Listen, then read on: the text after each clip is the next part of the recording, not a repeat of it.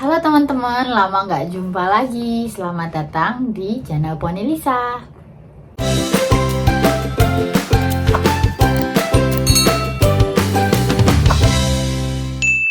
Nah, jadi tuh kali ini aku bikin video setelah sekian lama aku nggak bikin video dan akhirnya aku memutuskan untuk bikin video lagi.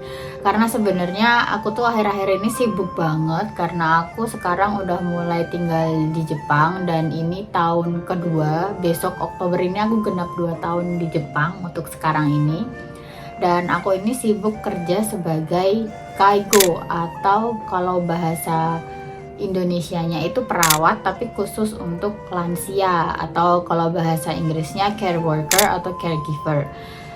Nah, aku di sini tuh mau share pengalamanku selama ini kerja sebagai kaigo tuh gimana.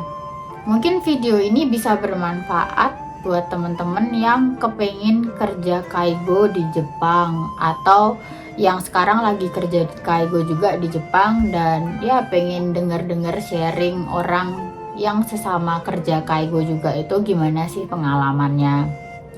Sebelum aku sharing suka dan dukanya sebagai kaigo, disclaimer dulu ya, ini tuh berdasarkan pengalaman pribadiku aja dan mungkin berbeda buat teman-teman yang lain atau orang lain karena kan pengalaman orang beda-beda. Tapi ini dari sudut pandang sama pengalamanku selama ini kerja sebagai kaigo.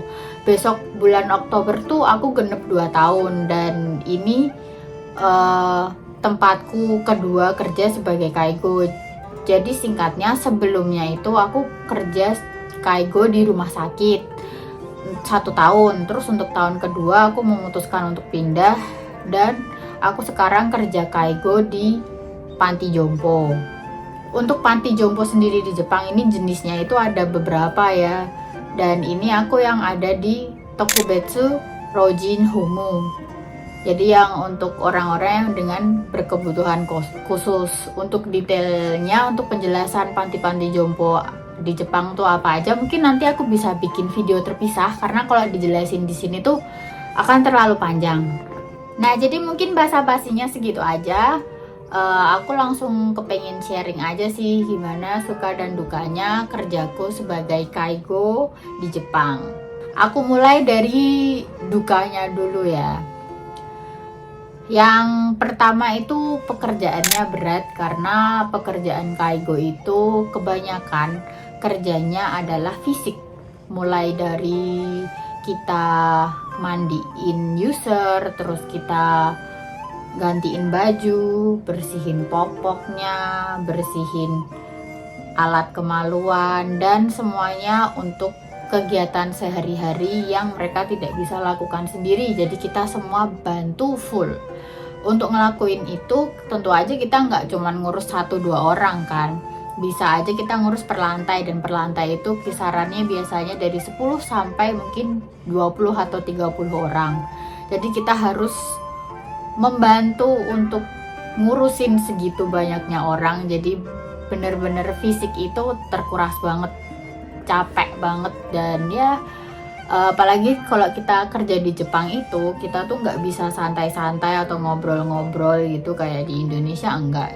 Jadi kita kayak harus full gerak sama full berdiri terus sepanjang kerja dan itu sangat capek. Jadi buat teman-teman yang kepengen memang untuk kerja kaigo, aku sih saranin dari awal mungkin olahraga tipis-tipis lah ya sebelumnya untuk mempersiapkan fisik teman-teman biar bisa lebih kuat ketika mulai kerja kaigo. Yang buat aku pribadi paling berat itu awal-awal waktu kita harus mindahin user atau mindahin para lansia ini dari kasur ke kursi roda dan dari kursi roda ke kasur, terutama buat orang yang lumpuh total. Jadi kayak bener kita yang harus ngebopong mereka mindah gitu loh.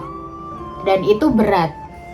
Kalau untuk orang yang beratnya mungkin cuma 30 sampai 50 sih it's okay ya, masih nggak apa-apa. Tapi kalau yang udah di atas itu tuh berat gitu loh dan sehari kita nggak ngelakuin itu cuma sekali 2 kali ya, mungkin berbelas-belas kali atau berpuluh-puluh kali. Jadi kayak bener-bener tenaganya terkuras di situ. Fisiknya aku bilang sih cukup berat untuk yang di panti. Tapi kalau misalnya kalian memang kerja kaigo di rumah sakit, untuk beban fisiknya aku bisa bilang lebih ringan dibandingin yang panti, karena untuk mindah-mindah user gitu pasti dibantu oleh para perawat, dan kita para kaigo itu nggak terlalu banyak kerja fisik untuk yang di rumah sakit.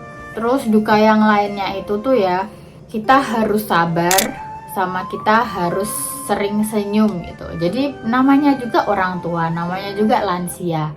Kebanyakan itu udah pada pikun, apalagi kalau yang punya penyakit demensia, Alzheimer, itu mereka pasti ngomongnya lucu-lucu. Ngomongnya kesana kesini, tapi kita nggak bisa ngebantah juga gitu loh. Jadi kayak kita harus sabar, tetap meladeni obrolan dan percakapan-percakapan yang lucu lah.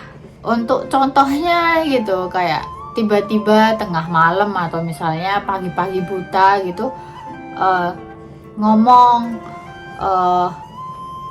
aku mau berangkat kerja, padahal nggak bisa gerak gitu tuh loh. Atau misalnya kalau lagi makan gitu, itu kadang makanannya itu dilempar gitu. Atau ya tiba-tiba waktu nyediain teh itu, tehnya sengaja ditumpahin ke baju gitu. Ya pokoknya lucu-lucu lah, dan kita harus sabar gitu nanggepin dan meladeni itu gitu. Dan itu setiap hari ya, jadi butuh kesabaran yang sangat ekstra untuk jadi kaigo ini. Buat teman-teman yang mungkin kesabarannya setipis tisu, coba mungkin dipikirin lagi lah, kuat nggak untuk menghadapi para orang tua yang lucu-lucu ini setiap hari. Terus yang lainnya juga, yang ketiga itu untuk mental yang sendiri itu sangat terkuras ya teman-teman, kalau memang yang belum terbiasa. Aku awal-awal itu kerasa stres banget, mentalnya stres banget, karena kayak aku nggak pernah namanya merawat orang tua secara terus-terusan, secara intens. Dan ketika pertama kali ini tuh bener-bener stres berat, mentalnya terkuras, karena ya itu kita nggak bisa ngebantah apapun, sekalipun omongan mereka itu nggak masuk akal apapun gitu loh. Jadi kita yang harus memaklumi, karena memang mereka itu sakit, mereka nggak ngerti apa yang sebenarnya mereka pikirin gitu loh. Jadi tugas kita untuk membantu mereka supaya mereka itu nggak gitu.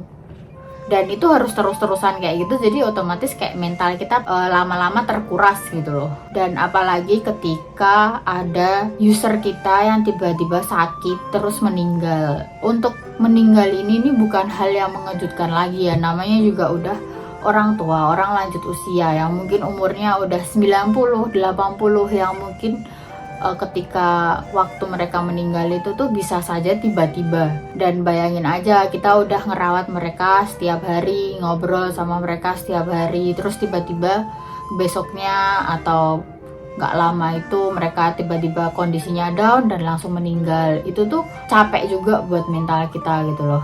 Buat orang yang setiap hari ngobrol terus tiba-tiba nggak ada tuh kan bisa shock, dan itu tuh akan menjadi hal yang sangat amat biasa untuk kita para kaigo gitu loh. Jadi buat teman-teman juga harus siapin mental dari awal ya. Terus duka yang lain adalah bahasa Jepangnya. Ya karena kita kerja di kaigo di Jepang, otomatis ya pasti kita harus ngomong pakai full bahasa Jepang dong. Dan sulitnya ini di sini karena ketika kita nulis kiroko atau catatan medis, kita juga harus nulis pakai bahasa Jepang dong. Dan aku yang dasarnya bukan anak medis, aku tuh anak IPS, bukan anak IPA. Jadi untuk istilah medis dan lain-lain itu tuh aku juga awam, orang awam. Aku harus belajar itu di bahasa Jepang gitu. Yang mungkin untuk bahasa Indonesianya aja aku awam atau nggak ngerti, dan aku harus mempelajari istilah itu dalam bahasa Jepang. Jadi kayak aku harus belajar lagi dari awal gitu tentang semuanya, tentang medis. Itu sulit juga di situ. Nah, buat teman-teman yang mau ambil kaigo juga ini mungkin sebelum berangkat udah dipersiapin lebih lagi ya untuk kotoba atau tanggo yang berhubungan dengan medis bahasa Jepang itu sendiri ya, karena itu bakal berguna banget di sini. Untuk bahasa Jepang sehari-hari aja udah sulit gitu loh, apalagi kita harus belajar untuk istilah tertentu, medis terutama. Nah itu tuh beratnya. Sebenarnya masih banyak sih untuk duka-duka dan apa ya, kayak beratnya kerja kaigo tuh apa, tapi nggak mungkin semuanya aku bisa sebutin satu-satu. Tapi untuk gambaran besarnya kurang lebih sih seperti itu tadi yang aku jabarin ya. Buat aku pribadi, suka atau bahagianya kerja jadi kaigo itu tuh satu, aku bisa merasa aku hidup ini tuh berguna gitu loh. Jadi kayak kadang tuh aku mikir kalau aku hidup tuh aku buat apa gitu loh, hidup kalau cuman buat nyenengin aku sendiri. Tapi ya nyatanya tuh nggak pernah puas gitu kalau pengen menyenangkan diri sendiri terus untuk aku pribadi ya. Nah untuk kerja sebagai kaigo ini kan aku tiap hari membantu orang, tiap hari selalu kayak aku merasa aku berguna untuk orang lain gitu loh. Dan aku merasa ada kepuasan di dalam hatiku ketika aku ternyata aku bisa menyumbangkan sesuatu untuk orang lain gitu. Ternyata hidupku ini tuh ada artinya, ada maknanya, nggak cuman buat aku sendiri. Ternyata aku bisa berguna untuk orang lain, dan itu tuh termasuk sukacita dalam kerja kaigo buatku. Terus yang kedua ini nih masih berhubungan dengan yang pertama tadi, karena berguna untuk orang lain. Kita tuh nggak jarang juga dapat ucapan terima kasih. Terus ya kayak mereka kadang nangis ke kita karena kayak merasa terharu kita mau bantu mereka, kita mau susah payah untuk menopang hidup mereka gitu. Yang mereka tuh juga nggak jarang ngucapin terima kasih sambil terharu.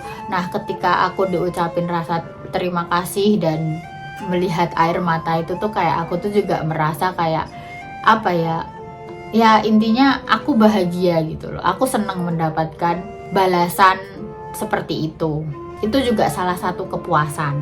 Terus yang lain itu tentu aja aku jadi mau nggak mau ya terpaksa dong belajar ilmu kaigo itu sendiri. Kalau misalnya aku nggak kerja sebagai kaigo, aku nggak bakal tahu dong, nggak bakal belajar ilmu kaigo itu seperti apa. Nah untuk ilmu kaigo sendiri ini kita bisa menerapkannya itu di luar kerjaan juga, karena sebenarnya kan kerjaan kaigo kan membantu orang tua gitu, membantu orang dengan teknik-teknik yang kita pelajari sewaktu kerja sama teori-teori yang kita dapat juga. Nah itu tuh kita bisa terapin juga untuk orang tua atau misalnya saudara-saudara kita gitu loh. Jadi kalau misalnya nanti orang tua kita atau misalnya nenek kakek kita memang butuh bantuan seperti itu, kita tahu gitu loh bagaimana cara menangani, bagaimana cara menghandle dengan baik dan benar. Menurutku itu salah satu advantage atau keuntungan yang mungkin sangat berguna untuk kehidupan kita sehari-hari ya. Karena untuk ilmu kaigo itu juga nggak semua orang bisa menurutku loh, dan tidak gampang. Jadi itu juga poin plus sih ketika kerja sebagai kaigo. Nah untuk suka dukanya sih kurang lebih kayak gitu ya dari aku, pengalaman pribadi.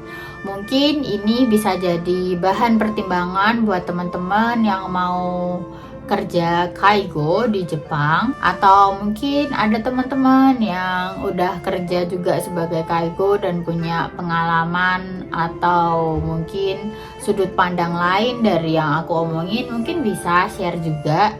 Kalau mau komen silahkan, aku sangat terbuka. Ya jadi video ini tuh segini aja, aku cuman emang kepengin sharing sih pengalamanku kurang lebih 2 tahun ya selama ini tuh gimana aja suka dukanya. Atau mungkin kalau misalnya nanti memang penjelasannya agak panjang, aku bisa bikin video lagi. Ya semoga bisa bermanfaat buat temen-temen. Gitu aja. Terima kasih yang udah nonton sampai akhir. Semoga untuk kedepannya aku bisa lebih rajin update video-video berikutnya. Terima kasih. Sampai jumpa. Bye-bye.